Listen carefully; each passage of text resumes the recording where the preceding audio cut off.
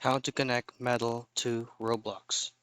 And this very quick video, I'm going to show you how you can bind or connect your Metal TV account to your Roblox account. This is very simple. So first is make sure that you have downloaded Metal TV on your end and make sure that you're logged in. Connecting it into your Roblox is just by going into the settings by clicking this gear icon. Scroll down and then under user settings, choose on connected accounts. Now you should be able to see a lot of option here, but since we're trying to connect our metal into Roblox, then just simply choose on Roblox. Once you click that, it will automatically redirect you to log in into your Roblox account. And once you successfully logged in, it will automatically be connect into your metal account. And that's it. That's how you connect metal to Roblox.